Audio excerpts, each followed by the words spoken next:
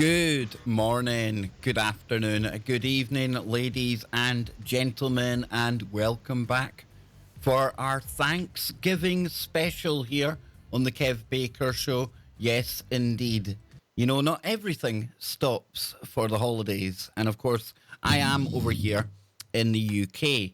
Now, TFR, the network that we're on here, the wonderful, brilliant Truth Frequency Radio, they are based in the US. So it's a bit of a kind of dilemma for somebody like me. We've got a huge US audience, but we've got listeners all around the world as well.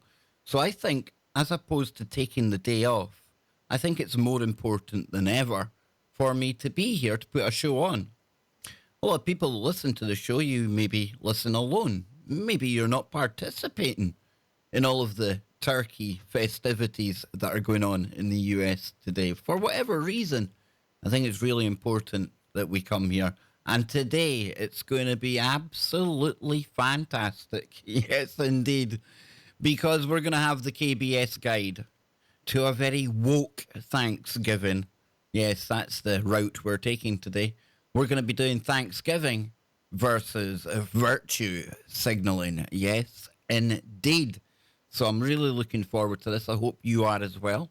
A big shout out to everyone over on the TFR Live website, everyone on iHeartRadio, everyone on TalkStream Live, TuneIn Radio, and we are broadcasting, simulcasting, whatever you want to call it, over on the Kev Baker Show YouTube channel as well.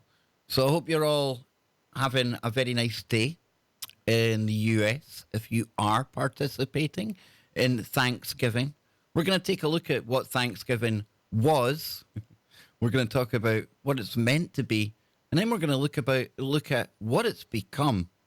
And yes, by the end of this, we will have the Kev Baker Guide to Thanksgiving, or at least the woke Thanksgiving. And you know how I love all this wokeness, ladies and gentlemen. You know this by now. It triggers the heck out of me, right? I get it, but I have to go there. And I think, you know, we can have some entertaining fun as we go through some of the stories today.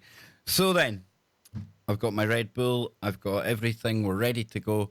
If you're sitting down right now to have your turkey dinner, as I know some people are, the dude, a big shout out to the dude, welcome to the show. I can't think of a better background track to have on as you're stuffing your face with all of that real good turkey. We often kind of laugh and joke on the Kev Baker Show, brown chicken, brown cow, but today it's brown turkey, brown cow. I know it doesn't rhyme as well, but it goes right. It gives it that Thanksgiving kind of feel to it, I think anyway. So yes, first up, for me, as well as maybe some other listeners that are out there, that are outside of the US, we're going to take a look at what Thanksgiving is, what it's meant to be all about. Now, I know it's going to be really, really tedious for people in the US and stuff like that, but I think it's important that we look at what it has been historically. In history, that's going to come to the forefront today, because what is his story anymore? Soon, I'm sure it will be her story, but that's another thing we can get into along the way, okay? So to kick it all off, let's head on over there. We'll get the first story up and we go to the Independent. Thanksgiving, when did the holiday start and why does the US celebrate it? You know, any excuse for a celebration, and this is what really irks me. Over here in the UK, you know, all we got for Thanksgiving wasn't all the lovely dinner. It wasn't the coming together of families and friends and being thankful for everything that the previous year had given and, you know, look forward to the year ahead. No, nothing like that. All we got for Thanksgiving was Black Friday. Thanks for that, America. Big up. Thank you for that. We really appreciate that. We truly do. I mean, not that the UK needed an excuse for people to lose their minds and go running about crazy in the streets. That's just another typical day. But then when you start to take down all of the inflated prices and you have this big, feels like month-long build-up to the big day, Black Friday. You know, it's just absolute bedlam. But yeah, it really does irk me. How many turkey dinners I've had to look at today in researching for this show. And knowing that I wasn't going to have a turkey dinner, I know, I get it. I could have had a turkey dinner, but that would just be cheating, right? And it gives me something to moan about. We all want something to moan about. So then, it says here Americans started preparing their Thanksgiving menus weeks ago with the requisite turkeys and stuffing ingredients likely already purchased for the holiday, which is celebrated today. Now, apart from food, arguably the main component of the day, the holiday is a beloved time of year when Americans come together to celebrate what they are thankful for, either with family or friends. Now, in America, Thanksgiving is a cultural holiday that symbolizes peace, thankfulness, and the beginning of the holiday season. Hey, can't ask for better than that, right? I mean, what could possibly trigger people about a holiday like that? Oh, just wait. So, what is Thanksgiving and where did it come from? What kicked all this off? Well, we need to go back in time. Let us fire up the flux capacitor, shall we? And we'll get it going. It says Thanksgiving is a national holiday in the United States celebrated in November. The annual feast is in honor of the, air quotes, first Thanksgivings in America in 1619 in Virginia and 1621 when colonists in Plymouth, Massachusetts, later known as the Pilgrims, shared a meal with the Wampanoag Indians, who were native to the land. Don't know about the choice of words that they're using there. That might trigger people on a day like this. The later feast was in honor of the help that the Pilgrims received from the Native Americans in cultivating crops and surviving their first harsh winter, and it lasted 3 days. Now, keep that in your memory because history, it's very fluid nowadays. It's not only genders that are fluid. It would appear everything is kind of malleable and shapeable and rewritable, as we're going to find out. Yes, hashtag woke Thanksgiving on the way, folks. Later, US presidents, including George Washington, John Adams, and James Madison, called for days of thanks throughout their presidencies. However, it was not until 1863, during the Civil War, that President Abraham Lincoln declared a national Thanksgiving holiday would be held each November to celebrate or to be celebrated by all of the country. So when is Thanksgiving? We get it. Thanksgiving takes place each year on the fourth Thursday of November. It's 28th this year. Happy Thanksgiving, yes. Why do all Americans celebrate it and what do they do? So although Thanksgiving may originally have held religious significance, the day has become mostly secular holiday. Most Americans consider the holiday a day to gather and express their thanks for food, family, and football, with multiple NFL teams playing on the holiday. And my beloved Glasgow Celtic won tonight. Again. Yes, again. It's delightful. It's great. But I digress, okay? During some Thanksgiving celebrations, people write down what they're thankful for and then read aloud from the pieces of paper. In schools, children learn about the holiday. Used to learn about the holiday. Okay, I'll go with this here. Okay, I'll quote it right. Children learn about the holiday by colouring in pictures of pilgrims and turkeys and the Mayflower, the ship the colonists arrived on. And the day is also celebrated with the annual Macy's Thanksgiving Parade in New York City. The world's largest Thanksgiving parade includes giant balloons of cartoons that float above the city sky, as well as marching bands and dancers. Sounds like my kind of gig. Following Thanksgiving, a month-long shopping for the winter holidays begins with Black Friday, or as we call it here on KBS, the annual running of the sheeple, kicking off the season. So where is it celebrated? Well, obviously America. However, Canada also has its own Thanksgiving Day. And on the second Monday of October, and Liberia celebrates Thanksgiving on the first Thursday of November. So we go down. What do people eat on Thanksgiving? Turkey. Doesn't really take a genius. But, oh dear, I've moved on the story. Hang on. Go back. Yes. I got something wrong with my head. We'll just pause that there. I'll go back to where I was. An estimated 46 million turkeys are killed annually for the holiday, however. One turkey is pardoned each year by the president. I wonder if it'll be Roger Stone this year. He's a bit of a turkey, right? But Americans who don't eat meat or follow a vegan lifestyle don't have to worry about missing out, as there are numerous vegan and vegetarian Thanksgiving options. Oh, thank goodness for that.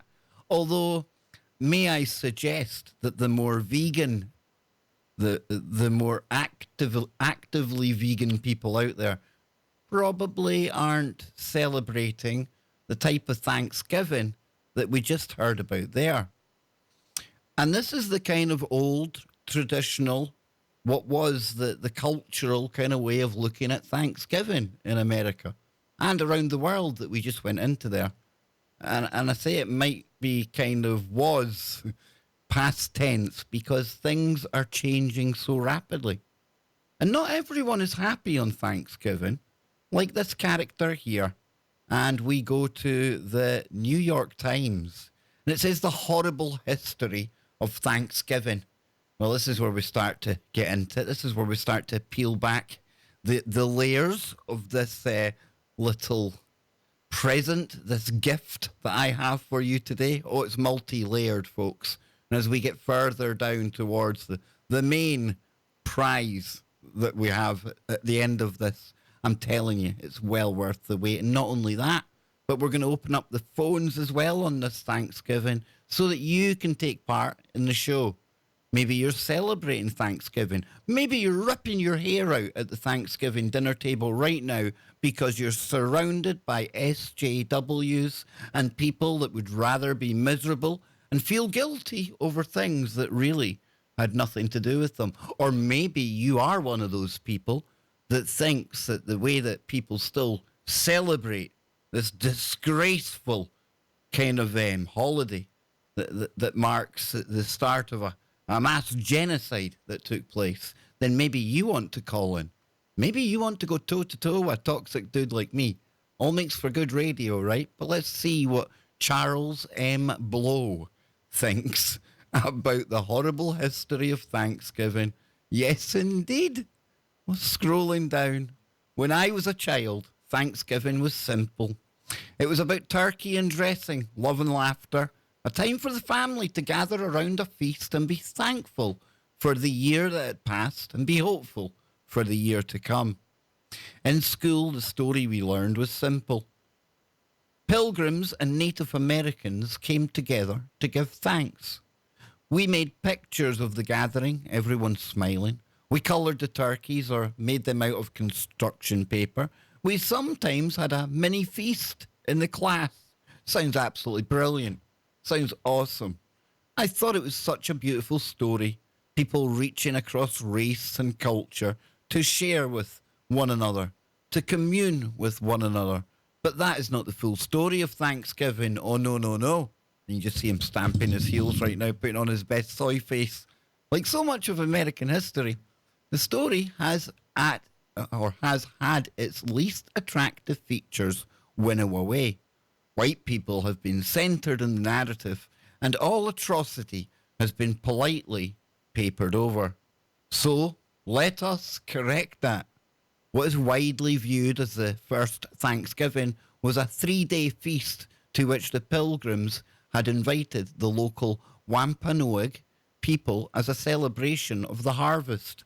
About 90 came, almost twice the number of pilgrims.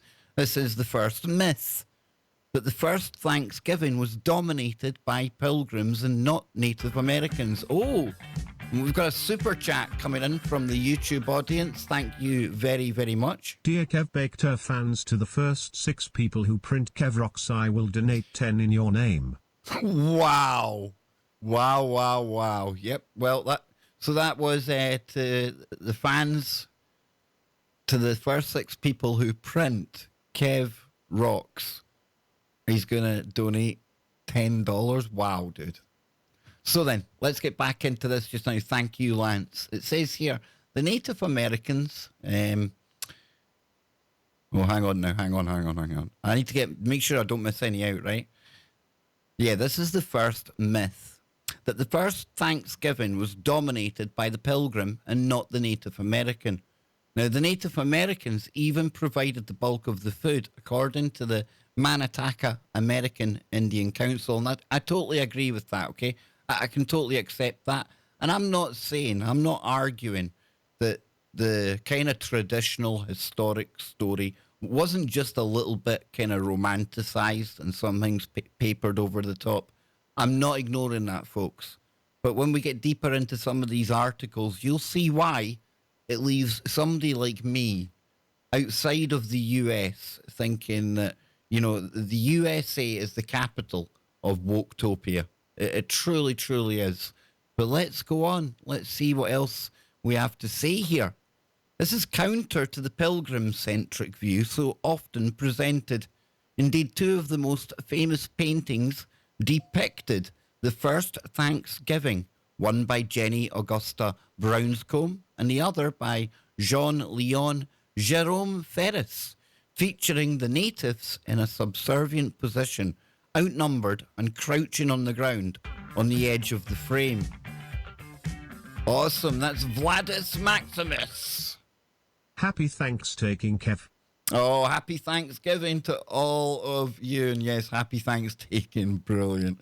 So the pilgrims had been desperate and sick and dying, but finally had some luck with crops. The second myth is that the Wampanoag were feasting with friends. That does not appear to be true. As Peter C. Mankell, a professor of the University of Southern California, wrote on CNN on Wednesday, well, it must be true, Government William Bradford would say in his book of Plymouth Plantation, which he began to write in 1630, that the Puritans had arrived in a, quote, a hideous and desolate wilderness, full of wild beasts and wild men. Damn. You need to we need to alter that quote. Doesn't matter that it's what somebody said hundreds of years ago, but we really need to put and women in there and everything else, because dang, we couldn't have things like this offending people. So then Mankell further explained that after the visits to the New World by Samuel de Champlain and Captain John Smith, John Smith, that Champlain dude, I'm sure his name comes up in and around the lore of Oak Island. I'll need to look back into that. And Captain John Smith in the early 1600s, a terrible illness spread through the region among the Native Americans. He continued, modern scholars have argued that the indigenous communities were devastated by leptospirosis, a disease caused by Old World bacteria that had likely reached New England through the feces of rats that arrived on European ships. Ugh. And I'm sorry if you're getting stuck into your turkey dinner right now, but you need to know the truth, right? You're sitting there eating your turkey. You got to have a real big portion of guilt with that, okay? So let's get back into it. This weakening of the native population by disease from the new arrivals' ships created an opening for the pilgrims. King James's patent called this spread of disease a wonderful plague that might help to devastate and depopulate the region. Some friends. Haven't the elites, the royals, that's been their attitude forever, right? They don't give two monkeys about people. They are absolutely disgusting individuals, absolutely putrid, evil to the core. So yeah, bang on there.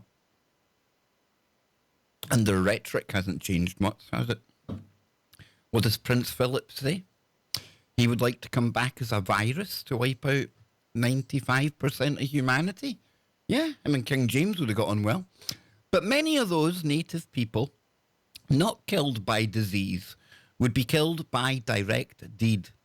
As Grace Donnelly wrote in a 2017 piece for Fortune, the celebration in 1621 did not mark a friendly turning point and did not become an annual event. Relations between the Wampanoag and the settlers deteriorated, leading to the Pequot, or the Pequot, I'm sorry for butchering it, war. In 1637, in retaliation for the murder of a man the settlers believed that the Wampanoags killed, they burned a nearby village, killing as many as 500 men, women, and children. Now, following the massacre, William Bradford, the governor of Plymouth, wrote that for the next 100 years, every Thanksgiving Day ordained by a governor was in honour of the bloody victory, thanking God that the battle had been won. Wow. Now, I haven't heard that before, but wow. I've got no reason to disbelieve it. It fits, right? Just 16 years after the Wampanoag shared that meal, they were massacred. Now, this was just one of the earliest episodes in which settlers and colonists did something horrible to the natives. There would be other massacres and many wars. And according to History.com, from the time the Europeans arrived on the American shores, the frontier, the edge territory between white man's civilization and the untamed natural world, became a shared space of vast clashing differences that led the US government to authorize over 1,500 wars, attacks, and raids on Indians, the most of any country in the world against its indigenous peoples. And this says nothing of all the treaties brokered and then broken, or all the grabbing of land, removing populations, including the most famous removal of natives, the Trail of Tears.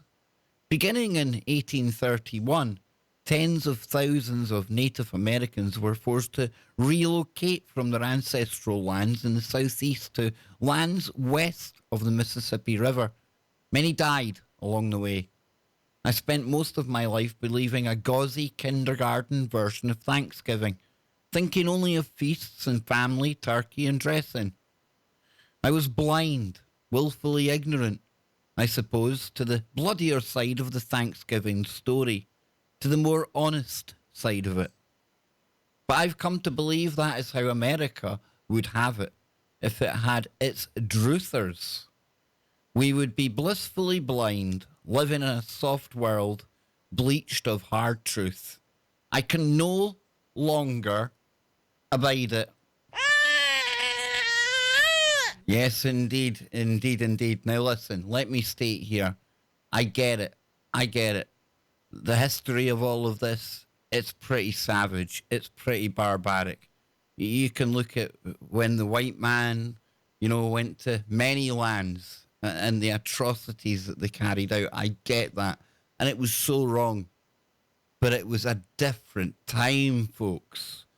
But if you were to believe everything you see in Woketopia, some people today, they just can't live their lives the same, knowing the lies that are being told and the turkey that's been eaten. And they're more amazeballs than turkey balls. So if you are one of these people, one of these SJWs or a virtue signaler out there showing everyone how moral you are by being outraged by what happened back in the 1600s, then don't worry, because I've got you covered as well. You thought I didn't like you. Of course I do. I'm dead inclusive. You never been to my safe space? It's really cool in there. Get this. Yes, we now live in a world where we now have the guide to having woke Thanksgiving. Don't want to feel thankful, says Newsweek, or asks Newsweek. How to have a woke Thanksgiving and wallow in darkness this year. We're going to pick this up on the other side. We're going to get all miserable because that's what you do in Woketopia. You get miserable, and then to make yourself feel better, you go and virtue signal instead of giving thanks for everything to be thankful for. And of course, when you virtue signal, what do you get? You don't get turkey dinner. No. You get dopamine dinner. That is the dinner on Thanksgiving Day in Woketopia. We'll be right back. So are you Thanksgiving or virtue signaling? Yes, indeed, ladies and gentlemen, we are still here. Yes, it's great to see you all. I didn't know if there would be one person or 100 people. And I want to give a big shout out to the king. Oh, yeah. I had to do it. But the king was the first in the YouTube chat room today. So a big shout out to everyone at YouTube. How you all doing? Hope you're all doing good. Yes. Let me dive into the chat room, see who's in there. We've got Robin in there, Polly, the dude, Lucian, yes. Jackanory, yes, it could be Jackanory. It could certainly be. We've got Lance in there. They declined my card. Wow. Tough night last night, Kev. You've $60 swine. I'm telling you, they are that, and I can't use that language. Yes, Lisa says, bring on the Yule. Bella, she's agreeing 100%. Oh, it gets funnier as we go on, folks. Don't you worry. We've got some satirical pieces. We've got some serious pieces, and it's going to be great. We can have a real laugh with this. And if you are celebrating Thanksgiving, don't let anyone make you feel guilty. And if you do have a bee in your bonnet about all of this, that's cool as well. Just don't go ruining each other's day. It's okay to have these opinions and these feelings. You see, unlike Woketopia, I encourage the many opinions. Yes, that's the kind of thing that's frowned upon in Woketopia, right? But not here. We're the inversion of the inversion on the Kev Baker show. Oh, I like that. The inverted inversion. That'd look good in a t-shirt, right? So yeah, what's happening in the chat room? How about Candied Violets? Oh, sounds lovely. Yes, indeed. Who else? No, I'm not lost in top chat today. Nope. Nope. No, I sussed it out. Yes, indeed. I am on live chat. And for anyone out there, please get onto live chat. It's where it's happening. And Brett says at Wokes giving, they don't eat turkey. They just sit in a circle and choke each other's.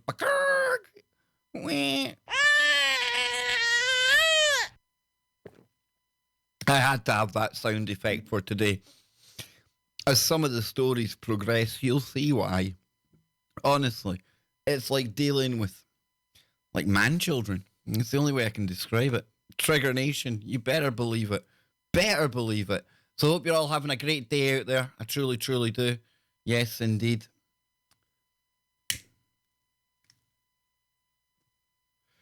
I think the best way to spend Thanksgiving would probably be to just get baked. Indeed. So yes, we're getting ready to go back to the network now. I want to thank everyone for joining the simulcast, but please remember, when it comes to the Kev Baker show at this time of day, TFR is the place to be. I really want you to help show your support for that network. We enjoy the fact that, that we're allowed to do this. Some networks wouldn't let you do this. So all I ask is that you show TFR some support as well. Open up a second window on your browser. You can have 2 chat rooms for the price of none. Yes, indeed. So please remember to check out TFR at tfrlive.com. The place I'm going back to live in just a moment. Yes. We'll get back into the virtue signaling on Thanksgiving. Yes. Indeedy. Here we go. Fire up the cone, says Robin. Yes, indeed. I think that'd be a good idea. It looks like he's fired it up. I don't know whose eyeballs are worse, Robin, his or mine. Let's get ready, folks. See if I can time it right. There we go. 3, 2. Welcome back, ladies and gentlemen, and anyone else who is caring to join us today. A big, huge, warm Thanksgiving welcome. I'm very thankful today for all of you out there. And yeah, I laugh and I joke. That's the way I roll. I think you kind of like that. Maybe you don't. Maybe it irritates the hell out of you, right? But I am sincerely thankful for everyone that tunes into tfrlive.com, everyone that's subscribed through my archive page over there. You really do. You keep me coming back for more, folks. I mean, it would have been easy enough to take a day off today. Nobody could have said anything if you take Thanksgiving off, right? But we don't roll like that here. No, because I know the people at tfrlive.com. I used to be one of the listeners to Chris and Cherie, so I know that you people out there, you're the salt of the earth. You keep coming back day after day, and it's the very least I can do to be here to entertain you today. I ain't going to give you the answers to the big questions that'll unlock the mysteries of the universe. I wouldn't even dare to attempt to do that, no. But what we are going to do is we're going to take a look at the fluid, the fluid aspect of reality. And this time it's Thanksgiving, because Thanksgiving was one thing, and now it's becoming something totally different. It's becoming a wokes giving. Can you say that? Woke giving? How about virtue giving? Yeah, I like that. Virtue giving. Maybe we'll go with that one. But we were about to get into a story, and remember, folks, remember to tell everyone about Truth Frequency Radio, where silence is consent. So then, let's get back into some of these stories. We're going to Newsweek first. And it says, don't want to feel thankful. How to have a woke Thanksgiving and wallow in darkness this year. Yes, indeed. Wah, wah, wah. Definitely need the sound effect here. Yes, it is. Yes, the crying baby. Thanksgiving dinner conversations are notoriously difficult. Wow, can you imagine it around some tables this year? You've got maybe like two brothers, two sisters, one brother and sister are the red side of the political scene, and the other two are the blue side. And oh, bang! I bet there's going to be a lot of 911 calls for rowdy Thanksgiving parties. I wonder if it looked more like a Thanksgiving dinner or some kind of MMA match. I don't know. So, Thanksgiving dinner conversations are notoriously difficult. And Orange Man Bad, yes, the Trumper, his first year in office hasn't made it any easier. Now, this is going back a little while, okay? This is 2017, but it's all the same, right? Because it gives you the guide on how to have a woke, yes, a woke Thanksgiving. I'm not even making this up. You'll see. So, 58% of Americans, we can ignore that, right? Because we don't know what the polls are right now, or I don't. But it says media outlets have taken notice and are offering, spit it out, Kev, quick guidelines on how to best avoid stirring the pot on Turkey Day. But Thanksgiving offers a unique opportunity to civilly engage with those closest to us. It's dirty work all democracies depend on. So in an effort to promote thoughtful discussion, here's Newsweek's guide to having a conscious or a woke Thanksgiving. Number 1, center the struggles facing Native American communities. It's common knowledge that the history behind Thanksgiving dinner that we learn in grade school is a myth. The Pilgrims in Massachusetts were far from friendly to the Wampanoag, and the entire premise of a friendly dinner between two stems from President Abraham Lincoln, who after the Civil War offered a lovely, but mostly false, story of camaraderie among foes. But our conversations surrounding Native Americans and Thanksgiving shouldn't stop there. Native Americans are facing a litany of issues throughout the country. Recently, the Navajo Nation and other tribes are concerned over the prospect of uranium mining being resumed on public lands near the Grand Canyon under the Trump administration. It's also worth noting that this time of year, members of the Standing Rock Sioux tribe and their allies were being hosed down by police in freezing weather for protesting the destruction of the Dakota Access Oil Pipeline. And as you probably see once you turn on the television on Thursday, the Washington, D.C.'s football team still has a racist name, and the broadcasters aren't doing anything about it. Take the time to make an effort to bring up these conversations throughout the night, and make sure you read up on the history of the settler colonialism in North America. It's difficult, but it's the least we can do as occupants living on stolen land. Number 2, volunteer at a local food drive or soup kitchen and then keep it going. Poverty is pervasive in the United States. Now, there are around 72,000 chronically homeless people in the United States, and this was in 2017, defined by the Department of Housing and Urban Development as anyone with a disability who has been homeless for at least a year, or anyone who has been homeless for four or more times in the past 3 years. According to the U.S. Department of Agriculture, 1 in 8 Americans, or a little over 40 million people, struggle with hunger.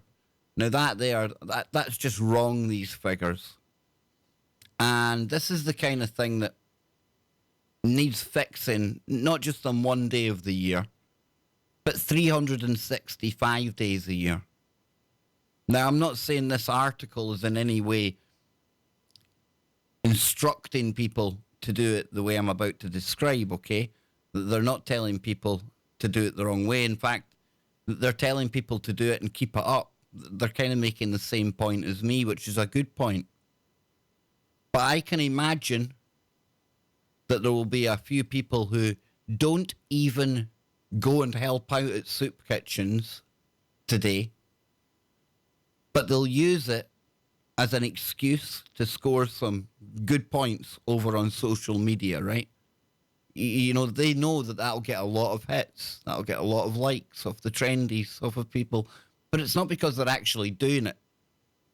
It's because they'll realize it's a way of harvesting that dopamine that they're after, that they're craving for their Thanksgiving dinner. You see what I'm getting at? I hope you can see the difference between what the article's saying here and that extreme aspect, that extreme militant minority at the far end of Woketopia, how they'll use something like this, not even carry it out in practice, but use it to virtue signal over on Twitter. Look at me, look how moral I am, going and feeding the homeless, but never leaving their own home, just sitting there, wanting the acceptance and wanting the love and the likes and the retweets and that dopamine, baby. Oh, it's like gravy. It's like turkey gravy to one of these people. I hope you can see the difference I'm trying to make there. So it says many of these folks depend on volunteer services to get through the holidays. Take some time on Thursday morning to help those in need at a local food bank or food pantry. And again, we should be doing that every day. Now, here's a good one. Number 3, don't get triggered.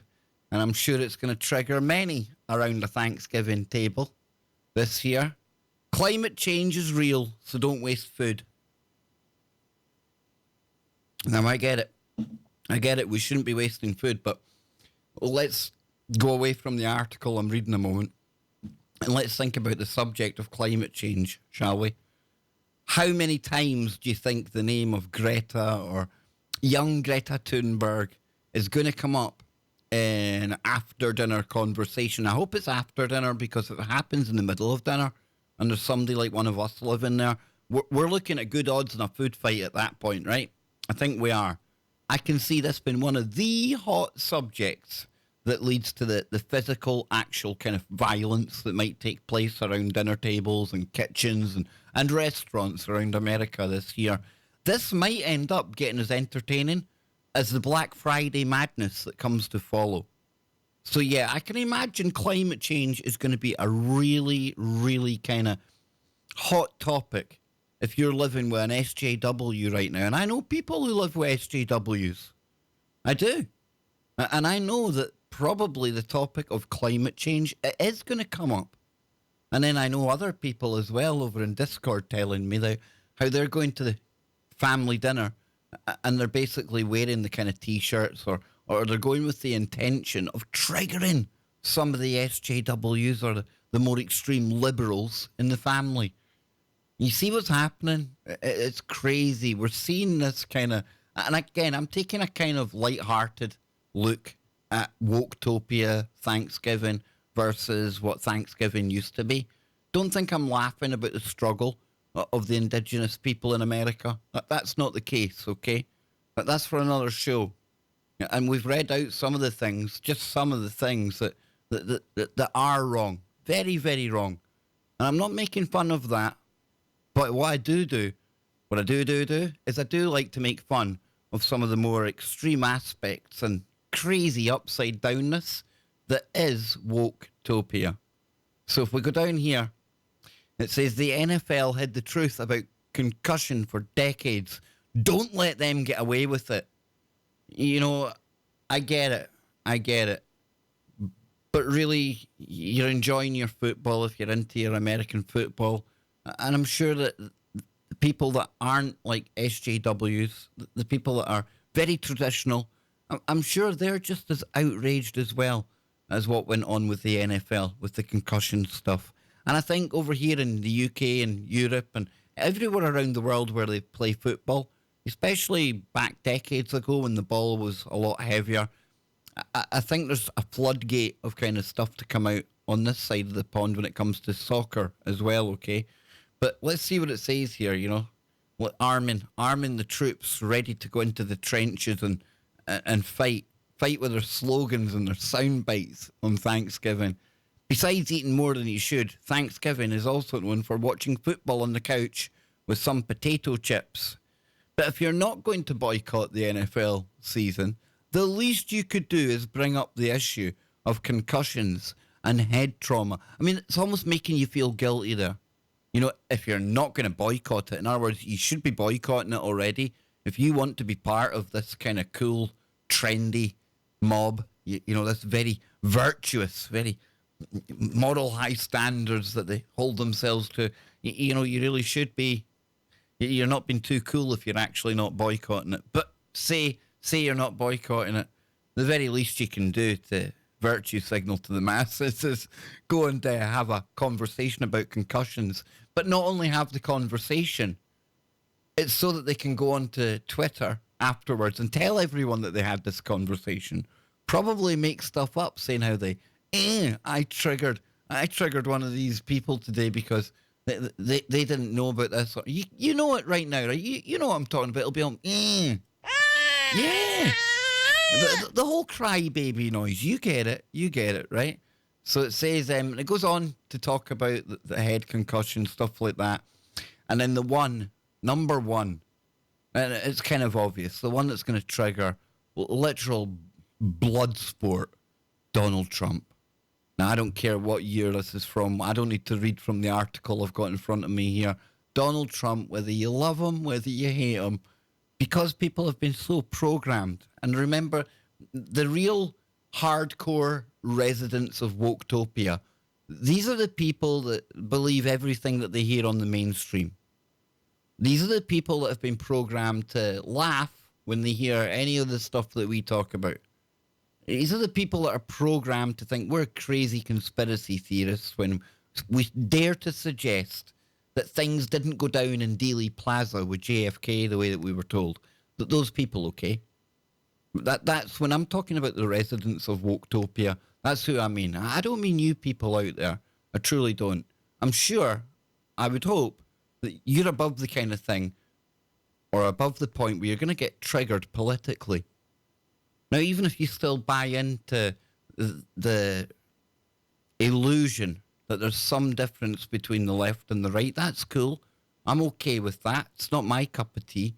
But if you are there, surely, you can see the problem in arguing and bickering and fighting the way that we've seen ever since Donald Trump got in there.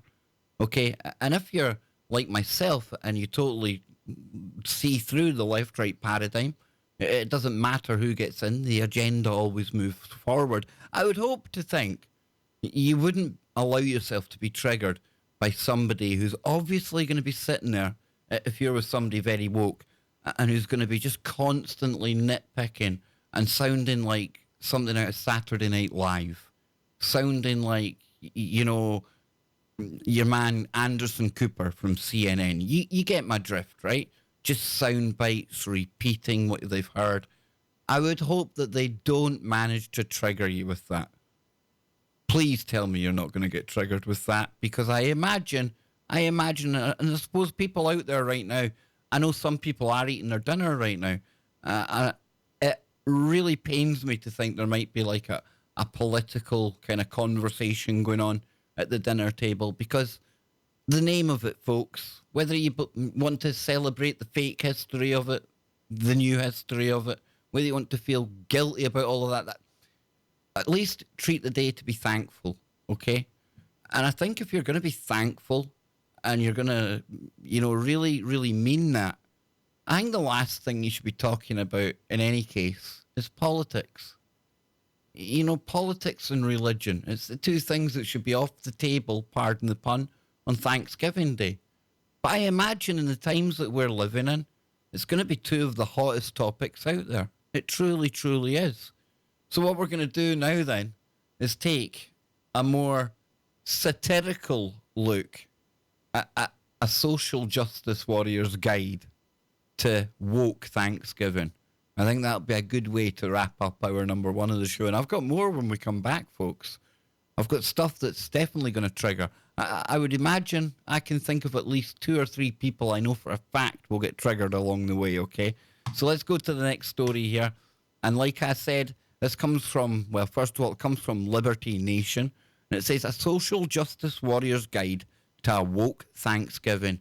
And it's Liberty Nation takes a satirical swipe at SJWs at Thanksgiving. So before people say, oh, that's satire, that's not a real story, I know it's satire. We're using it to have a laugh. That's what satire is meant to be. And it shouldn't be taken personally either. It's just stretching the truth about commonly accepted traits and observations made on the SJW community. I think that's the best way to put it, right? The most politically correct way. Imagine me trying to think of a politically correct way of saying something without offending anyone. Stop it, Kev. That's what all this is meant to do. So then, once every year, Americans gather with their families to celebrate the beginning of white supremacy in the United States. They call this holiday Thanksgiving. But those of us who are woke call it the White Day, or the day white people destroyed the American continent by creating an oppressive capitalist regime. We are still working on shortening the name, but the point remains. On this day, ignorant souls cheerfully gorge themselves on turkey, sweet potatoes, and green bean casserole, while minorities suffer in darkness. Police are shooting at black men in the streets by the thousand, women are having their rights taken away, and gay couples are struggling to force Christians to bake their wedding cakes. Members of the resistance must do our part to combat the patriarchal white supremacist power structure on the day otherwise known as Thanksgiving. Do not celebrate. First, you must make sure that you do not enjoy this holiday. This is a time of year when you must be miserable, and you do your best to make everyone else feel the same way. A good social justice warrior knows that white men from Europe came to the continent and immediately slaughtered the natives, who were living simple, peaceful lives. Your duty is to make sure that you mention this to your family members at every opportunity. The last thing you want is for these people to see today as a happy time. And that goes to what we've been talking about there in the previous article, some of these conversations that they encourage you to have that are obviously going to lead to tension and division. And it's meant to be a day of coming together. And yet it seems to me like they're pulling the pin out of social hand grenades by loading people up with these kind of topics to go into what should be a nice feeling of family, warmth, friends, unity, people coming together, right? Throw in the SJW, folks. Get that social hand grenade into the dining table and boom, you wipe all of that out. Then before too long, what happens? 3 years, 5 years down the line, do people just not want to go out to celebrate this anymore? And then as the generations go on, 2, 3, 4 generations down the line, will anyone even remember what Thanksgiving used to be? Or will it just be a day to be thankful to Mark Zuckerberg and the rest of Silicon Valley, who by that point will absolutely be your gods? Just saying. Handling your deplorable relatives. I like how this is written. And yes, it's satire, folks. Don't let it trigger you if you're that way inclined. Don't let it do it. Don't do it. Count to 10. In and out. Yes, indeed. Most of you probably have relatives who have decided to become hateful, bigoted, bad people from World War II. Can't say the word because of algorithms. If this is the case, you are to be pitied beyond all hope. Think about it. People who want to kill blacks, deport all Hispanics, and enslave women share your DNA. Ugh. Oh. Yes, to make matters worse, you have to interact with these individuals. Yes, indeed. While many believe it is not a good idea to bring up politics during the holidays, you think, you are a noble, progressive social justice warrior, and you know better. The key is to make sure that you do not engage in civil conversations with your relatives who are ushering in the second coming of the Third Reich. No, by no means should you sit down with them and find areas of common ground. Instead, you must adhere to the leftist playbook. If they make an argument that you cannot refute, call them a racist, a sexist, a homophobe. Here's an example. Let's say that your Trump-supporting cousin brings up the idea that the president disseminated ISIS. You can't possibly turn this into a negative.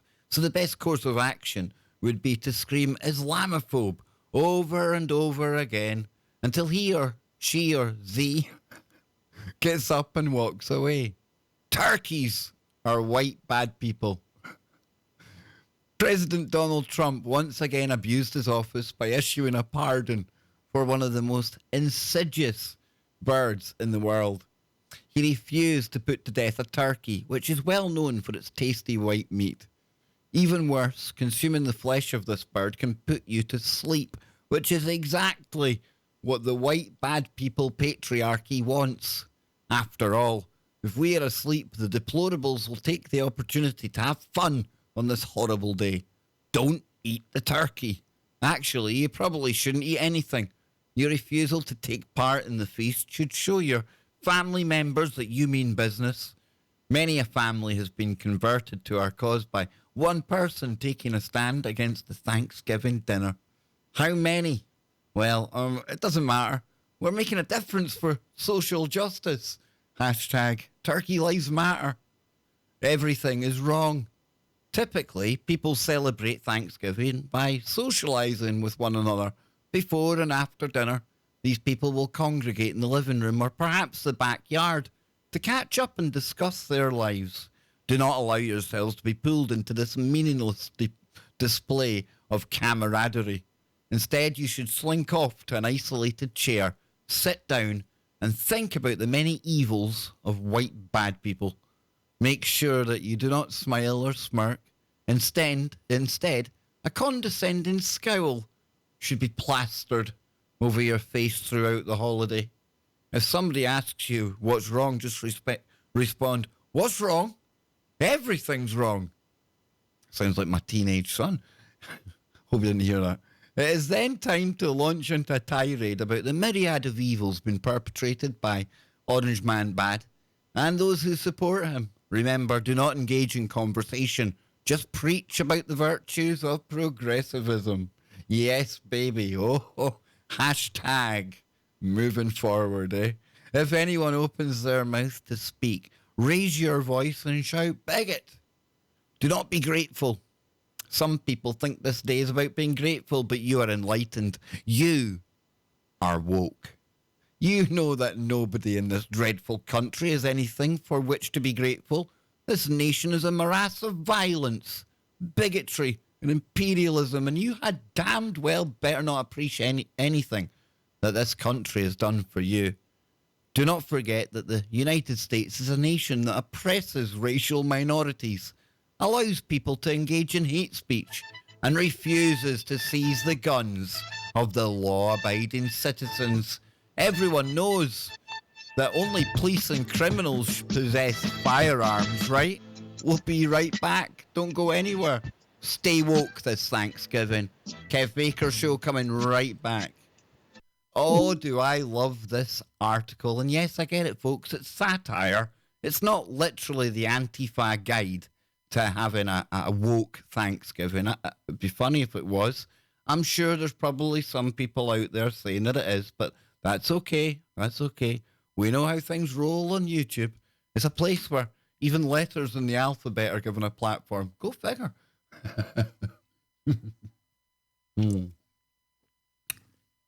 Are we all enjoying ourselves? I know I am. And this story really is, I think, you know, a really good take, a really good kind of tongue-in-cheek take about preparing and how to attack woke giving, or at least the woke Thanksgiving. A Thanksgiving for the true social justice warrior out there. Yes, indeed. The kind of person that will spoil many a turkey dinner, who would rather say amaze balls than sit down to some turkey balls. Yes, probably wash down his amaze balls with some soy, go and cry for half an hour in front of the mirror, tweet pictures of himself crying for no reason. Yeah. I hope you don't have anyone like that around for dinner right now. If you do, tell them to tune into the Kev Baker Show. We can save them. We're inclusive here. We don't. I'm sorry, folks. I'm just getting a bit silly. It's Thursday on the Kev Baker Show. That means it's the last show of the week. Okay, so tomorrow we shift gears. We get our paranormal caps on and we get into the woo because it's Freaky Friday. A very Thanksgiving Freaky Friday with myself and Scotty Lopez and Joe Joseph. And we'll see what we get into. I can't tell you what we're going to get into. I don't have it planned out. We don't roll like that. So what's happening in the chat room, you crazy good people? Where did my chat room go? There is the chat room. Let me bring it over. Hey.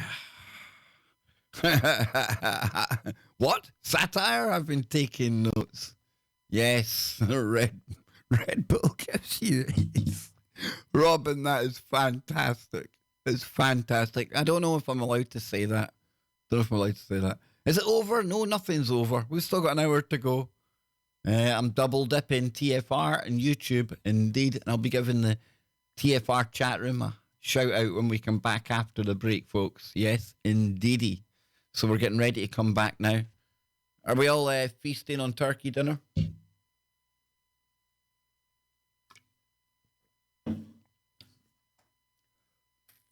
Making me kind of hungry. Oh, let's talk of turkeys. I'm telling you. Oh, the dude. Trying not to get triggered. Oh. The real bangers. Oh. Max. Big shout out to Max, Black Templar. Does that drink give you moth wings? If it does, it's the moth man, not the moth ma'am. Nothing is over until we decide it is. Indeed. Or unless the fat lady starts singing. Or is that like fat shaming now? Is it just like when the lady sings? You can't call her the fat lady, right? That's wrong. That's a bit like, I don't know, 1990s talk, is it not? What the heck is going on?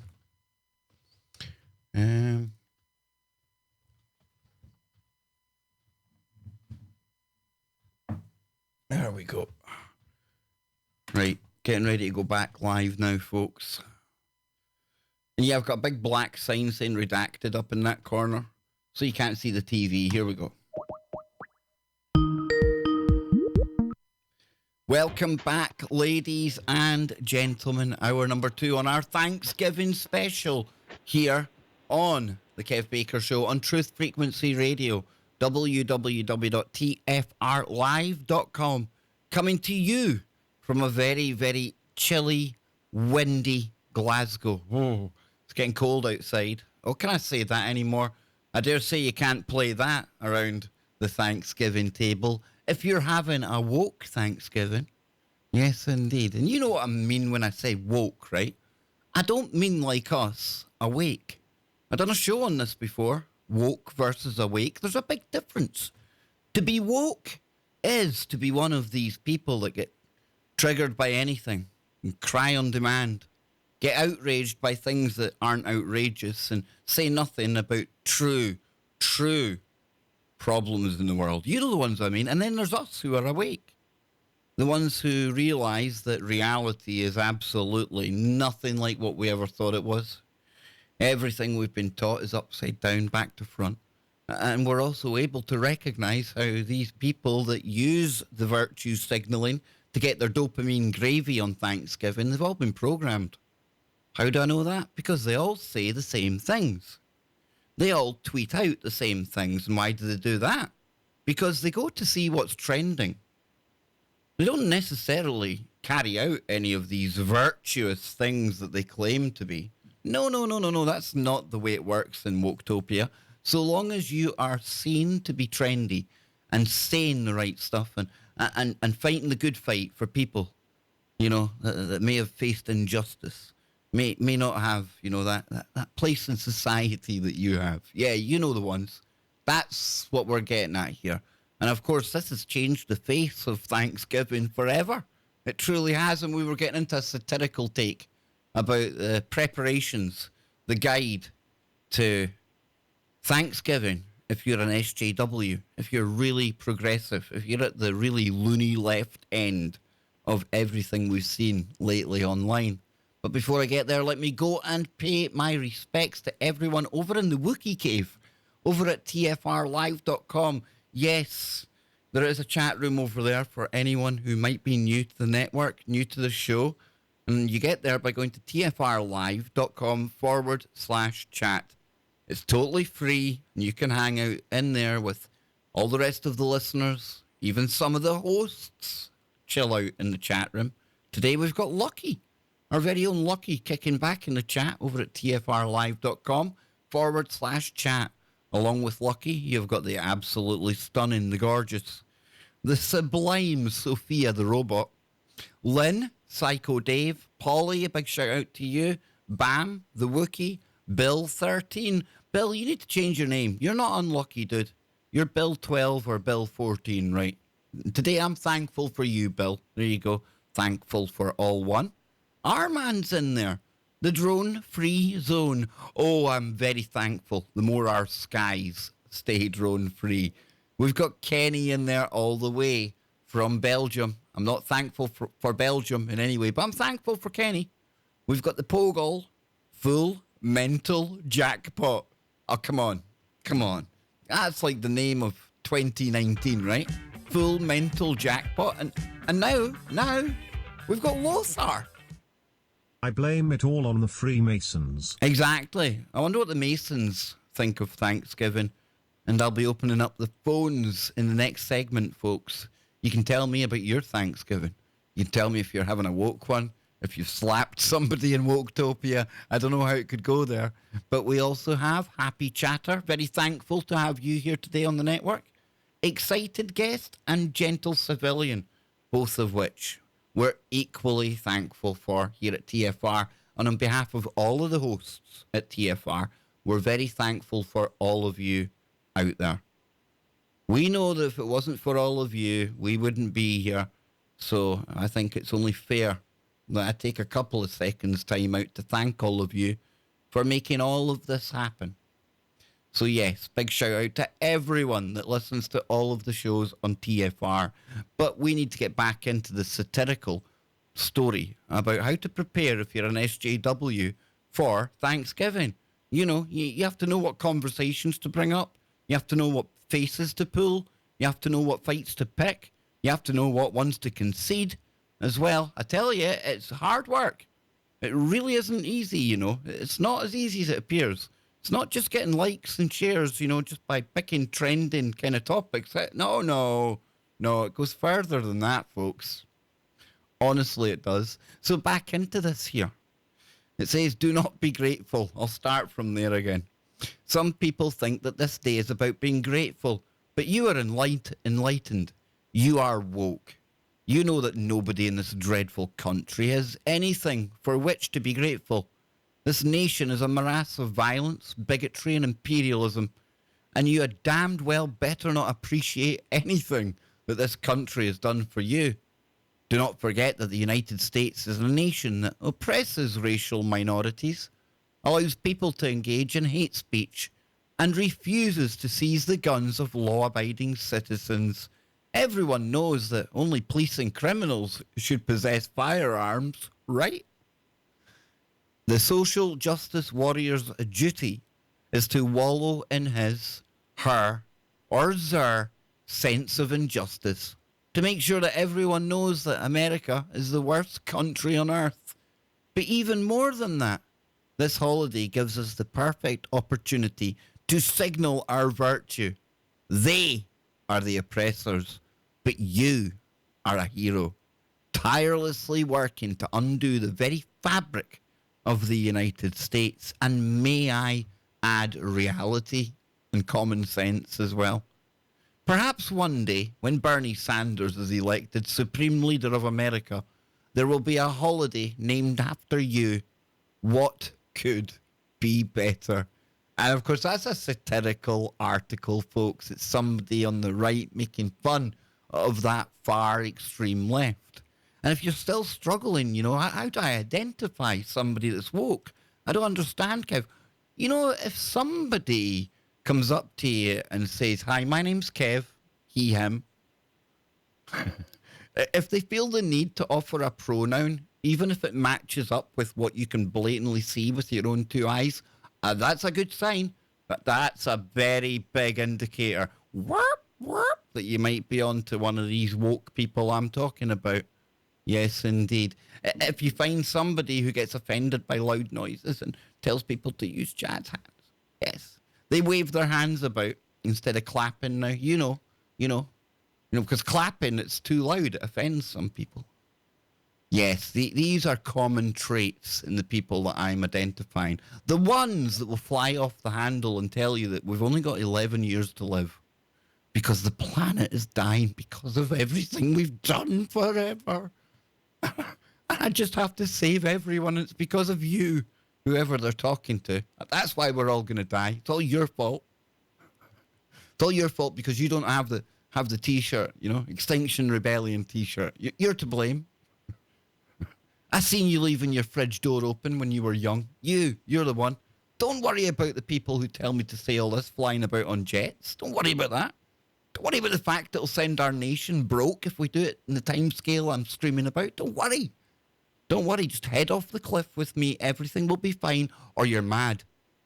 Or you're one of those bad people from World War II. Look, I found a bad person from World War II because he doesn't think that we're going to die in 11 years' time. These are all common traits in somebody who you could probably safely at this point say is very woke, as opposed to somebody who's awake, who might just gently lead you into the topic of, I don't know, something like geoengineering. Hey, I don't suppose you've noticed these crazy lines in the sky, right? What you mean, something we can actually see and talk about in a real issue? Yeah. Nobody getting offended over that. No. Don't see anyone getting offended about the fact that we're all breathing in crap. No. Well, we are, right? But nobody listens to us because we're not woke. We're crazy ones. I tell you, man. In the land of the woke, he, she, or Z with more than an IQ of 10 can be king. I tell you, that's where they're taking us, folks. You talk about the dumbing down. This is all part of it. But what do I have next up my sleeve for you lovelies? Aha! Yes, indeed. Now we're getting a real take, a real taste of what it's like to be on the left and why we need to be, or why we need to stay woke this Thanksgiving. Yes, indeed. So this comes from a website called thefoolest.com. It says Thanksgiving, a day to sit around the table and attempt to ignore racist, sexist and unpleasant relatives. So yes, it started well, hasn't it? It started so well. I can see this being the trigger topic today. So while the first Thanksgiving was, in fact, a celebration of a successful slaughter of 700 members of the Pequot tribe, I know I'm pronouncing that wrong, I apologise. But we do, hey, that's the least of people's problems how I pronounce the damn name on Thanksgiving Day, right? That's nothing compared to what my fellow white man done back in the day. Be guilty, Kev, or just go away. Nah, see, I said it, bad guy from World War II. But we don't talk about that, do we? The current narrative grew after World War One, and it was built on the Puritan habit of starving people. Quite literally, they would starve people for days and then give thanks to God, allowed them to eat again. All this to say, this is a pretty messed up holiday, which begs the question, why do we still celebrate this day? And more importantly, what are we actually celebrating? Harvest festivals appear in many cultures and religions around the world. Food is one of the most basic human needs, and celebrating an abundance of food in a culture that often has to go without is a logical tradition. But Thanksgiving never was a simple harvest festival here in the New World. It was a celebration of colonization, turning whole nations on their heads to exploit the systems of land usage, hunting rights, and governance, all to manipulate them, steal from them, and then murder them. The story of Thanksgiving is a complete fabrication. Little Billy's line about friendship in his school play leaves or may leave a tear in your eye, but Billy is lying. Billy's evil. The entire charade of Thanksgiving might actually be, quote, white culture, whatever that means. Flint has no water, and reservations across the country are barely a step up from death camps. But here we are, pretending this is about Turkey, adding a football game and a heated debate about ungrateful immigrants, and you've got yourself the ultimate holiday. Is there anything more American than complaining about people who don't look like you while eating 3 days' worth of calories? So in the name of authenticity, let us not plaster on a smile and pretend that everything is fine while the world is crumbling around us. Let us take this time to be honest and open with our families. There's nothing wrong with having a meal surrounded by loved ones. So thanks for letting us know that. There was me thinking I was going to have to give up like spending time with people I like. Woo! Wipe the sweat off the brow there. Okay, I can do this. I can be progressive. I can do it. Well, what else do I need to do? Go, girl. Kev, he, she. Oh, dearie me. There's nothing wrong with having a meal surrounded by loved ones. There's nothing wrong with being gracious and grateful for the things that you have in life. Why? It almost makes you feel like you should feel guilty. Don't worry about it. There's nothing wrong with feeling grateful, for having your health and a roof over your head and, loving family around you. Don't feel too bad about, enjoying that. But our social aversion to conflict is part of why we have such deep divisions between us today. And avoiding it isn't making it go away. In preparation for the big weekend, I recommend the following current topics to be aware of. Pick 3 and do your research. Puerto Rico. Hashtag take a knee. Black Lives Matter. We can get into that over the turkey, Houston relief. No one is illegal. We could talk about the ICE raids. Anti-abortion legislation in Middle America. DACA. Sorry, I'm not sure what that is. Oh, we could get into some environmental racism. The shock doctrine. Indigenous peoples. Yes. Thank you, Lothar. Gobble, gobble, gobble, you big turkey. Gobble, gobble. We've got blue chickens and gobble, gobble and Thanksgiving turkeys. And I don't know. What do vegans have? Vegans surely can't eat a turkey, right? I mean, it's got to be like faux pas. It's got to be like a no-no, right? The Russia scandal. Oh, you can talk about the fake Russia scandal. Free speech versus identity politics. Over turkey dinner? Really? Oh, come on. You don't have to go to the mattresses on every topic. Oh, that's okay. So you're not encouraging me to fight with like Uncle Jim or something that's like set in his ways. That's nice of you. But it's time to stop choking on stuffing while Uncle Jimmy confuses Sikhs for Muslims yet again. Also, hey, there's no mistaking Sikhs and Muslims, folks. Go and watch the Muslim sword fight, the Sikh sword fight at a temple. They're the ones with the turbans on and things. There's a big difference, but that Sikh sword fighting, that sets them apart from anyone, like ninjas. And I know you don't get Sikh ninjas. I get that. It's probably like culturally inappropriate or some other cool buzz term that I've probably overstepped the line on there. I know that. I'm just old-fashioned. I ain't like Play-Doh. I'm set in my ways, folks. It's hard for me to adopt all this new lingo and vocabulary Olympics that you have to play in Woketopia. Forgive me if I sometimes stumble. Also, if you're the one who worked on dinner, then you can most definitely bring up any... All right, so if you cook the dinner, you are like the conversation teller. You're the one...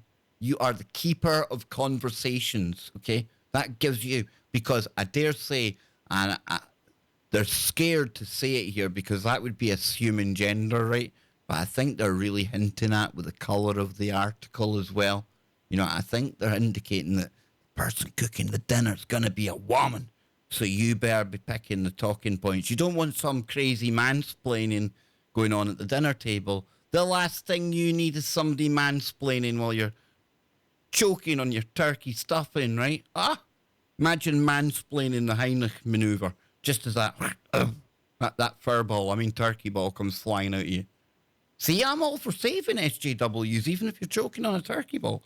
I'm good like that. See, you've got me all wrong out there. So yes, I thought that was quite a funny one, right? And then, oh, hang on, have we finished this here? I don't even think no, we haven't. I got stuck on the Sikh Fight Club, right? Also, if you're the one who, I got triggered by that one. You're feeding people. You're under no obligation to put up with their ignorance on top of their dishes. Maybe if we start having these conversations at home, we'll get better at having them in other places as well. And that definitely needs to start happening. So stop trying to turn Thanksgiving into something it never was. And start celebrating truths giving. Turkey optional. Really? Oh, that's cringy. Indeed. Talking of cringy, though, let's move on. Piers Morgan is a character that sometimes triggers me. Sometimes I want to give him a big man hug because he's just pure, raw, uncut common sense.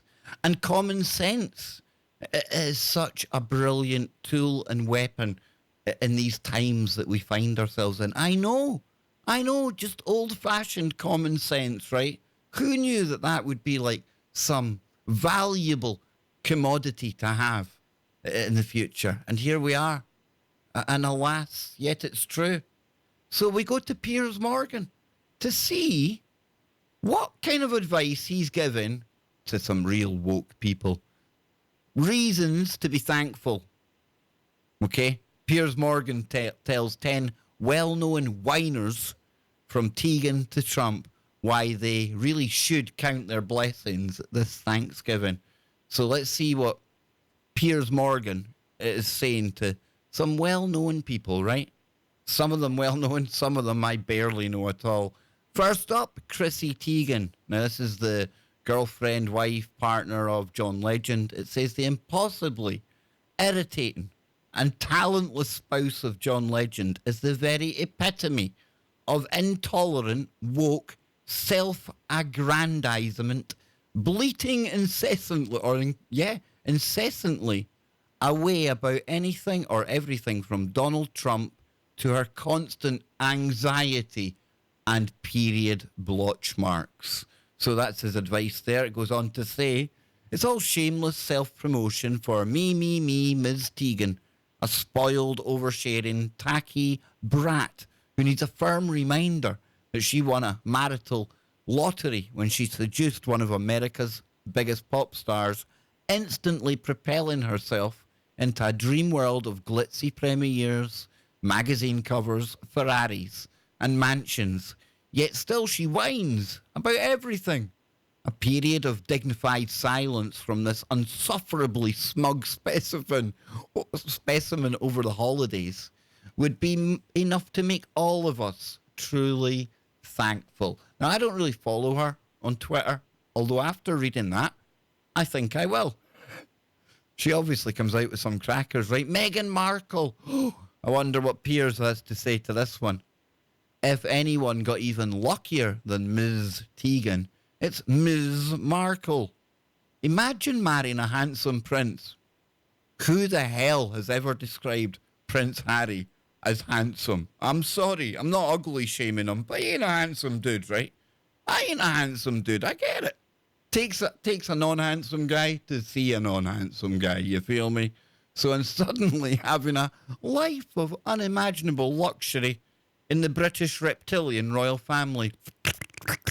Snakes. That include vast palatial homes and public pays for. That the public pays for. Servants to tend your every whim. Chauffeurs to ferry you anywhere you like. Private jets to avoid the hell of normal air travel.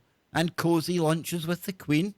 You'd think such a person might thank God every night for their lucky bloody stars. But no, Meghan's absolutely livid because the beastly press keep calling her out on her rank hypocrisy. Only she could have spent a week in South Africa meeting some of the most impoverished people in the world and then make a TV documentary about the trip in which she revealed the real victim was herself because nobody ever asks if she's okay. Meghan, compared to the 99.9999% of the population, you're definitely okay. Seriously. So zip the moaning and give heartfelt thanks for all the trappings of the splendorously lavish life you now enjoy that you've so desperately craved since you posed excitedly outside Buckingham Palace as a teenager. Robert De Niro, he's next up. Oh, what does Piers have to say to De Niro? The world's grumpiest actor seems to spend his entire waking life in a state of violent apoplexy, usually spewing enraged venom about how much he wants to beat up Donald Trump as he promotes his new Netflix movie, The Irishman. He's got millions in the bank and a fan base so forgiving it even stayed with him after The Intern. Yet he snarls through talk show appearances, growls monosymbolically in media interviews, and generally behaves like he's got a red-hot poker up his backside. Time to take a thankful chill pill, Bob. The angry De Niro shtick got boring years ago. Moving on. Number 4, and this is one I'm looking forward to. It's Randy Andy. I mean Prince Andrew. Yes. Need a drink before this one. I know. Things don't look great for the Queen. Oh, we've got a new member on YouTube. Thank you very, very much. So it says here, I know, things don't look great for the Queen's supposedly favourite son after she had to fire him over the Jeffrey Epstein scandal. In a disastrous BBC interview, Andrew made himself look so stupid, deluded, and disingenuous that he's been stripped of all his royal duties and rendered a princely pariah. But the British public are a very forgiving bunch. Just ask his ex-wife, Fergie. And Andrew remains hugely rich without any financial need to try and seek any real job. He also retains his Royal Highness, which means we commoners have to continue formally bowing and scraping to him. And he keeps to get many of the free privileges that go with being the Queen's son. Basically, Andrew can now play his beloved golf all day, party all night, and not have to turn out for dinner for any tedious royal public engagements. Something or some would see this as a great result. So dry your tears, your royal highness, and feel thankful. You bet this clown better feel thankful. He should be rotting in a prison cell. We'll be right back. Don't go anywhere. Yes, indeedy. Yes, indeedy. And I get it. Yeah, Prince Andrew hasn't been found guilty of any crimes. I get it, folks. I get it. But I'm sure if me and Sherlock Holmes could get together, I'm sure we'd probably dig up something. Even something innocuous that would leave him in a prison cell, right? Come on. Anyone that hangs about with that dude, you know that dude that got him in all the trouble in the first place. Probably not the kind of character you want to hang around with. Just saying.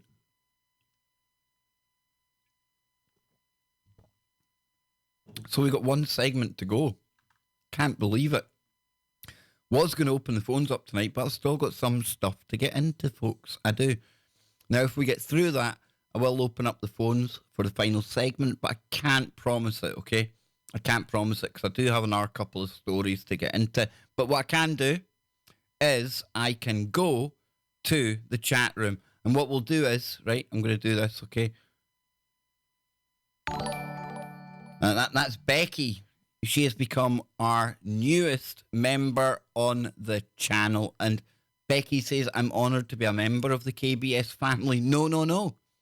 We are all honoured to welcome you. We give thanks to you and the other 128 members we've got. We just need 22 more members and we get a new emoji. And I don't know what emoji we're going to go for. What do you think? So War says, you know what Christmas lights and Epstein have in common? Yes, I do. These things don't hang themselves. Yes, indeedy. Yes. I know. It's a bad sound effect, but it works. No, Lisa. No, there can only be one Art Bell. But I promise you I'm going to be the best version of the Kev Baker show we can ever dream for, right? We ain't anywhere near there yet. Is Johnny Whistles in the chat room? Is he?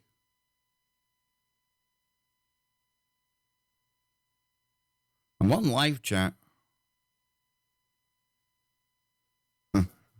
Yes, indeed. I don't know. Maybe he is, maybe he isn't. No. So yes, Elisa, I like it. And I do. I take that as a high compliment. I really do. Even been mentioned in the same breath as somebody's Art Bell. Come on. But yeah, we can only hope to be the best version of ourselves, folks. Never try to be somebody else. Always remember that even on your lowest day, you're still absolutely amazing. You're flying through space on a rock, clinging to a rock that's going over 40,000 kilometers an hour. And here you are, living, breathing, and like I say, amazing. And we're all beautiful. Even me with radio face, we're all beautiful. Don't let anyone put you down. Absolutely not. Be thankful for everything that you have got. No, I don't see him either. No. Ah, the next emoji could be the whistler. I think that's a good idea. I think that's a good idea because then Johnny would always be here, even when he can't be here. I like that. Yes, indeed. Indeedy. So I'm going to finish this one story when we come back then, right? I'm going to do one quick paranormal story and then I'll open the phones. Here we go. Yes, we are back. We are live. Final segment of today's Kev Baker show. The Thanksgiving special. Or the truth-giving special. Not the truth-giving that we learnt about in that woke article that we went over during the break. Or before the break, sorry. It was before the break, yes. So yes, today we've been taking a look at, almost the tongue-in-cheek guide to a very woke Thanksgiving. We had a satirical look at it. We had a serious kind of look from what people on the left, on the woke side of the population are saying about all of this. And then we were getting into Piers Morgan, and he was delivering some cold, hard truths to people, okay? Prince Andrew was the last one that we got to. And now we go on. We're going to rattle through these quickly. We're going to get some woo, and hopefully we'll have time to open up the phones for all of you. And I didn't mean to make that rhyme, but it just had to chime. I don't know. Come on, let's get back to it. Here we go. Piers Morgan. Who's next? Orange Man Bad. Yes, here goes. If you listen to the president, and we don't have much choice given how much his voice dominates the global airwaves, the whole world's out to get him. Trump's Twitter feed is often an extended daily diatribe of wallowingly petty self-pity, intended to make us feel sorry for the multi-billionaire, but with the beautiful wife who currently holds down the most powerful job on earth and lives at the White House. Donald, a word of advice from a mate. Stick a fork in the woe is me act, because nobody's buying it. You've got the whole world talking about you 24/7, which for any narcissist is the equivalent of utopia, not to be mistaken with woketopia. Be thankful. Number 6.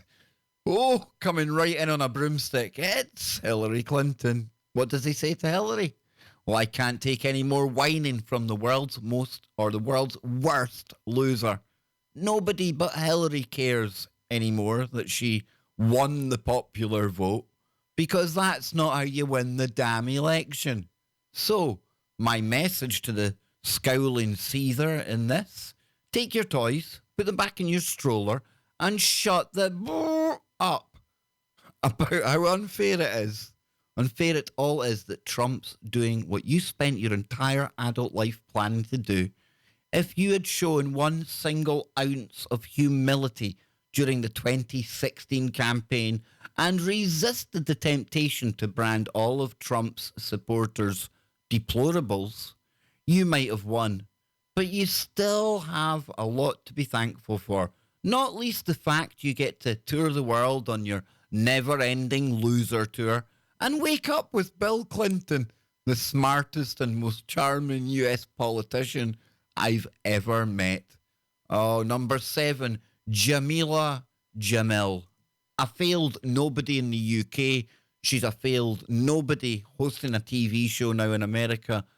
Probably most people won't even know this character. That's why I'm going to skip her. The Kardashians, we've all heard of them, right? Yes, all of them. And the Jenners. It should go without saying that when you make billions from a TV show featuring you all whining about your vacious, talentless lives, it might be nice if one of you took 1 second from your intense self-adoration and dollar counting to actually realise how lucky you are. No family in history has ever got so rich through so little ability other than shameless self-promotion. It therefore follows that I really don't want to hear a single word from any of you about the pressures of fame or your newfound desire for, quote, privacy. You craved fame like ravenous hyenas and surrendered privacy when you invited cameras to film every second of your insipid little lives. So suck it up, sisters, and give thanks for the fact that somehow, inexplicably, you're all getting away with it. Oh no, he takes aim at AOC. Oh no, can you believe it? The leader of the squad is furious today, as she is every other day. Her torment comes from having to deal with the world's myriad injustices that eat away at her like a flesh-eating bug. Or that's what she would have us believe anyway. Look at her, looking so vulnerable up there. It's okay. I've got you. Right, anyway, back to this. The reality is that Ms.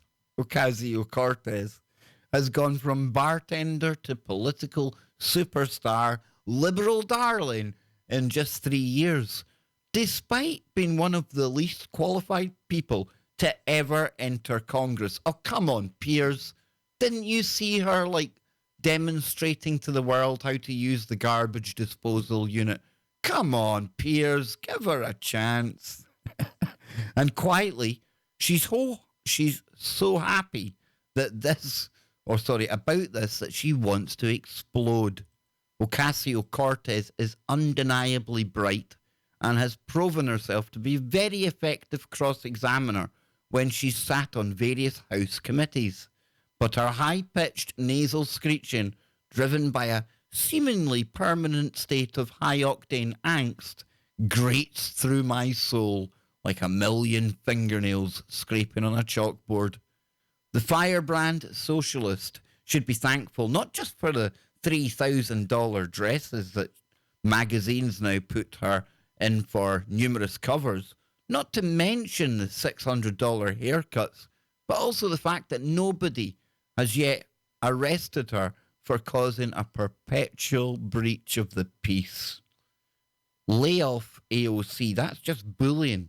You're just being a typical man, Piers. Stop it. Be a man, not a man.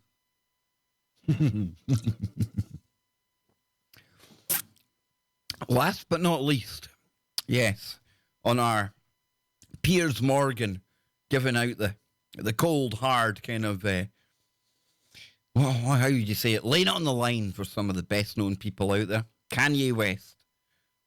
Unlike my other ingrates, Kanye is thankful, but to himself when he looks in the mirror, for being so perfect in every way. It'd be nice if just once he could also be thankful to someone else.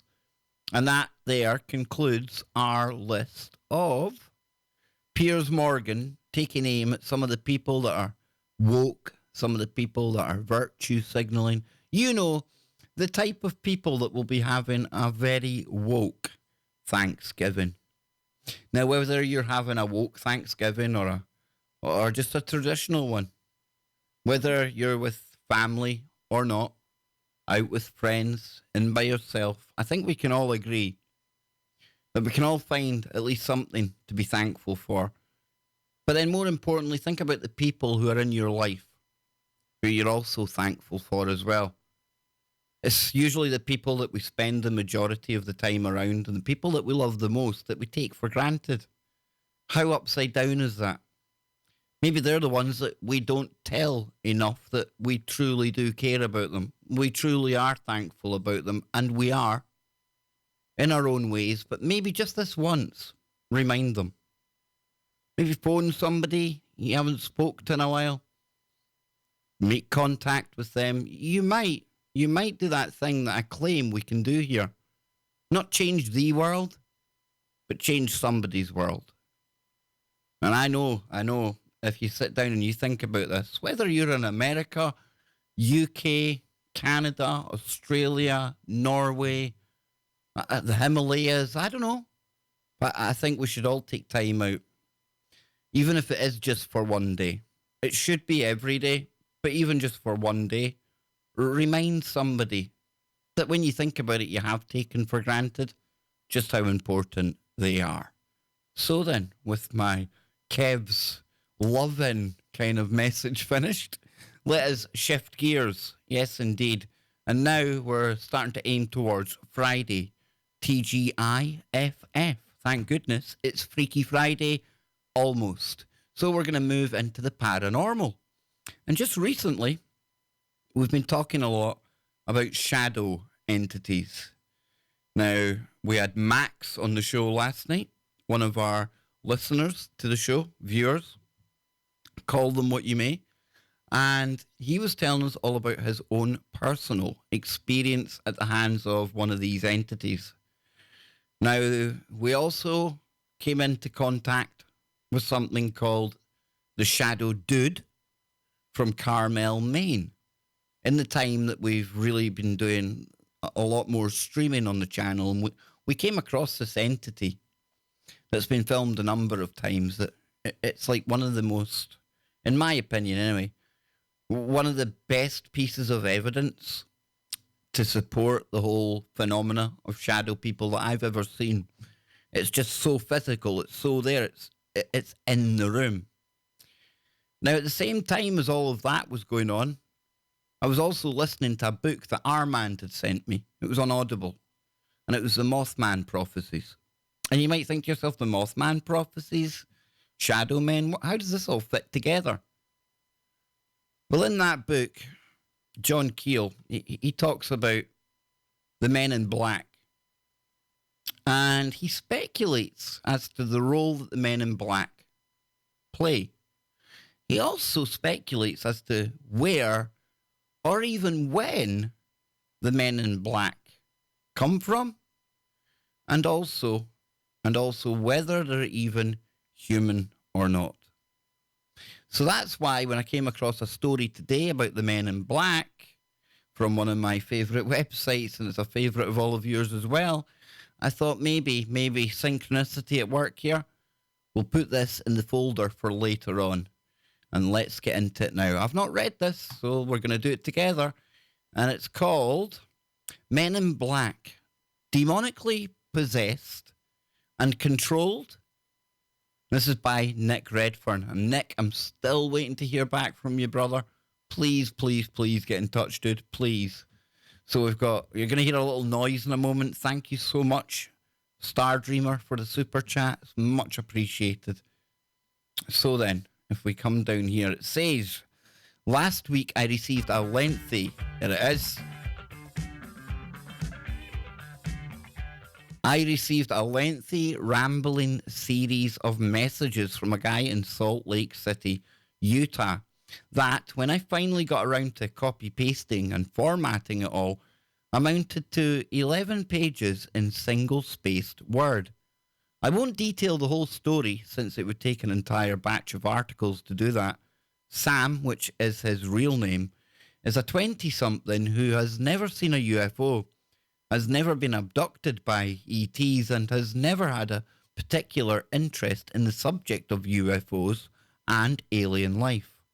For a while, however, he did dabble in the occult, which may very well have led to what occurred just a few months back. Here's the story. So Sam found himself in a very weird situation that began in late August of this year, and that he claims is still going on. On the first night of weirdness, he woke up around 5 a.m. in a state of complete confusion on his bed, rather than in it. Sam had an extremely strange nightmare of having been placed into a state of what he called, quote, mind control a couple of hours earlier, which would have put the time it all began around 3 a.m. In that same nightmare, Sam got out of bed, dressed and exited his apartment. But that's not all. When he dressed, it was not his regular casual clothes. Rather, it was in a black suit, which he put on without giving it a second thought. I should stress he doesn't own a black suit. Sam cannot remember what happened after he left the apartment. That is until he arrived at the doorstep of an apartment only 2 blocks down from his. He recalled knocking on the door, which was opened by a woman with a blank look on her face, and who seemed to have no problems about letting a complete stranger into her home at what, by now, was around 4 a.m. Sam recalls entering the living room with the woman in front of him. He then warned her never to talk about a UFO encounter that she had just a few days earlier. A case that involved missing time, but not an abduction. In his strange state, Sam could hear himself saying the threatening words, but it was as if it wasn't me saying it. It was coming from my mouth, but it wasn't me. So Sam then left, walked back to his home and went to bed. He fell asleep and then woke up around 5 a.m., as described earlier. In the morning, the suit was nowhere in sight. All that was left were the vivid memories of that odd night that Sam of what Sam fully believes was a case of possession rather than just a bad dream. Now, this dream or this event that Sam, the person, is describing having experienced, I mean, this must have been so real. And I get it. There'll be the skeptical people out there that'll think, well, it was just a really, really vivid dream. And I can't possibly tell you whether it was or it wasn't. But I think this is very interesting because how do you tell the difference between a really vivid dream? And we've all been there, folks. We've all been in those dreams that where we've woke up, we wished we hadn't because something going on. And I tell you, it feels so real at the time, right? So real. But for somebody to actually think to themselves the next day, that was too real. I mean, when you have an experience like that, how on earth's name are you meant to tell what's real and what's not? Is it a dream? Are you awake? Are you asleep? Weird. But it goes on. Sam claims that roughly the same scenario has now occurred on 3 occasions.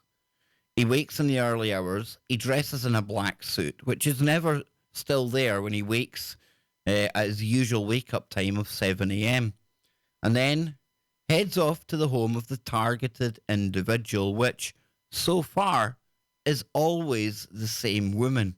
Now, if that's the case, I'm starting to think maybe it could be a dream. However, there have been reports of the men in black turning up multiple times to warn people about things. Just saying.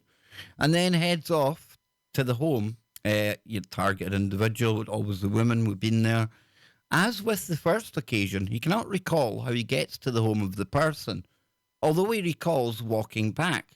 Oddly, even though he knows the woman lives nearby, he's never able to find her apartment when he's in a normal state during the day. It's as if, he believes, that he's been prevented from finding the location. That is, until he is required to make another late night threat. Then he has no problem at all finding the site. It's a result of all this undeniable weirdness that Sam chose to contact me, having done some online research and seen that I've written several books on the men in black and one on the women in black phenomenon. Sam believes that demons have control of him and that those same demons are behind the MIB phenomenon. In Sam's world, those same demons use us in a hypnotized state to prevent people from getting too close to the UFO, too close to the truth of the UFO enigma, which is, in Sam's view, demonic too.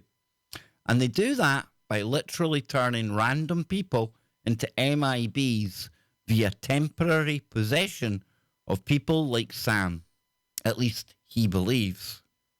When I began digging into the story deeply, I realised that it was very similar to one that Timothy Green Beckley had shared with me back in September 2010, specifically on the 21st of the month. The story, in Tim's own words, went as follows. There was one case where I might have been threatened by a man in black. There was a publication I wrote for in the 1970s called Official UFO. They published their address in the magazine, so they did get a few crank visitors to the offices. One of these was a gentleman who claimed he was being stalked by the men in black. As Tim also told me, he eventually got to meet a guy who would later turn out to be an alleged man in black. They had a degree of correspondence for a while, as well as face-to-face encounters, and by the end of the 1970s, however, things started to get very menacing, as Tim told me. The man in question made a number of disturbing calls to Tim's home phone number. It was something that led Tim to contact the police. Now, when the police tracked the strange character down, Tim finally got the lowdown on who exactly the man really was. It transpired that he was a homeless character, spending his nights and days on Grand Central Terminal in Manhattan, New York. There was a very good reason, beyond just the threats the guy made, why Tim was concerned. Tim explained to me that the man, quote, must have called 50 times and left crazy, threatening messages that would go on and on. I spoke with his parents who were in Florida. And they said that although he wasn't always like this, something came over him now and again. Isn't that interesting? Tim had an intriguing theory, one that echoes the story told to me last week by Sam. Tim said, with cases like this guy, where something came over him, and with the MIB, it's like a possession, where a paranormal force takes possession of a person, and they become the man in black, doing what the force wants them to do, but without their knowledge. Now, afterwards, they might not even remember any of it. These people are living on the fringe of society and are simple-minded people who can easily be controlled and influenced. Someone, say, who might be living in some rundown apartment is taken over in a kind of trance, and then he becomes one of the men in black. He threatens someone, but then he goes back to his normal life after the possession ends, and he doesn't remember it. But while he is under control of whatever is doing this, he's not quite right. And, like a zombie, is the best way I can describe it. I have to say that all of this paints a very strange, even sinister picture. Of course, the most likely scenario is that Sam was already aware that I had previously addressed this very same theory in my 2011 book, The Real Men in Black, that the men in black might actually be regular people in the throes of possession and used by, well, something. The least likely scenario is that supernatural demonic entities are using us as vessels, as a means to threaten witnesses to UFOs and to paranormal phenomena too. I personally go with the most likely angle. The fact is, though, that in most Men in Black encounters, the witnesses describe the Men in Black as acting very strange, as if they aren't fully self-aware, as if they are performing a role, but they don't completely understand what that role is, beyond making that veiled threat to people quiet about their particular encounter of the UFO or paranormal-based type. Now that is very, very interesting indeed.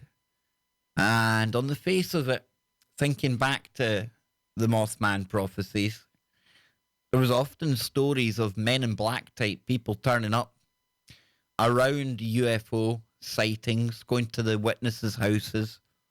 And it would be weird because they would turn up with recording equipment of the time. I think it was back maybe 60s, 70s, might be earlier than that actually, because this covers a lot of cases, the Mothman prophecies. I had no idea that the book was so vast in its scope. I thought it was just the one Mothman, Point Pleasant kind of thing, but it's not. But it's so much more. And a lot of these characters that you would call the Men in Black, it was as if they didn't know what they were doing. I mean, why would you send somebody to go and interview somebody and give them a tape recorder and equipment to take with them, and then for them to be looking at it going, I don't even know how to work this? That doesn't even make sense, right? I mean, I don't know. I'm not saying that I think that all of the Men in Black are your everyday people, but I'm open to it. Else, who are the Men in Black? Where do they come from? And the women in black, and the these, and the theys, and the those, and you get me, right? So yeah, we're almost out of time, folks, and I have had a really brilliant time, and I'm thankful to all of you out there. I truly, truly am. And every one of us here at the network are thankful to all of you as well. You are TFR, and TFR is a place where silence is consent, and where we give you protection from the lunacy of Woketopia. Yes, indeed. I'll be back tomorrow on the YouTube stream during the day if you're in the US. That's the early evening over here in the UK. If it's Australia, I think we'll be coming up to maybe early morning, about time to get up. And of course, Freaky Friday. I'll be back with the guys as well, all to look forward to. Yes, indeed. I hope you've enjoyed today's show. Hope if you are celebrating Thanksgiving, you're having a good one. I hope you're all full of turkey to the point where you're clucking happily in the corner. I hope you're not too miserable about these historical atrocities that did happen in the past. But there's absolutely nothing that we can do about it, and there's nothing that we should feel guilty for because of that either. Be thankful, folks. Not one day of the year, but 365 days a year. Remember, you're brilliant. Remember, everyone else is uniquely brilliant as well. And I tell you what, maybe we would all find a lot more to be thankful for. But I'm thankful to all of you. Wherever you are, make it TFR and dinny touch that dial. We're out here. And to all of you as well at YouTube. Yes, indeed. Of course, I'm thankful to all of you as well. Nah, big shout out to y'all. Means the world to me that you took the time out, especially if you're in America on this holiday. Happy Thanksgiving to you. And wherever you are around the world, just great to have you here. Really enjoying what we've got going on right now. We need new members before I go, folks. You know we need new members. I'm so grateful to the new members we picked up today. There's my mum. She gave me the thumbs up. Must have been a good show. But yeah, if you want to become a member of the channel, boom. All you got to do is head on over there, click join, and then it'll come up with 3 easy options. Okay, YouTube. No, we don't want to see him. So it'll come up with 3 easy options, okay? There's the special offer, there's the regular offer, and the premium offer. Now, it's entirely up to you. I tried to make it as cheap as I can. Well, I did make it as cheap as Google will allow you at £2 a month. If I could make it cheaper, I would. And if I could give away some memberships every month, I would love to do that. Maybe when I speak to the membership people again at YouTube, that's something that I can suggest to them. I think that would be a nice kind of gesture. So if you want to do that, please do so. And of course, we've also got the PayPal link in the description. And to everyone who's been very generous lately, to myself and Anne and Kevin, you know, to keep us going here, you don't realize how much we rely on the memberships and all of the kind of PayPals as well. I just want to thank all of you. And remember, if you can't support the stream, that is perfectly cool as well. I get it. I totally get it. I would love to support all of my favourite streams too, but there's too many and not enough money to go around. So I appreciate that. I just love that we can all come here, you know, whether you're a member or not. And if you are a member, then you get to look forward to little Sunday members-only chats. And sometimes we even have members-only streams. Sometimes fun, sometimes serious. We go everywhere, don't we? We just go where the information takes us. And of course, if you want to join the KBS Discord server, email me at kbsdiscord@protonmail.com and I'll look forward to hearing from you. I'll send you an invite and welcome to the madness. So we'll be back tomorrow, safe space during the day, Freaky Friday at night. I've had a blast. I love each and every one of you. And remember, all of you are absolutely awesome.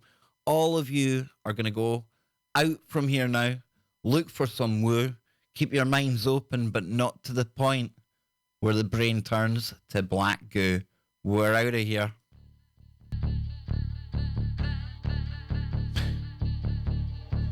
And isn't that just a fabulous poster?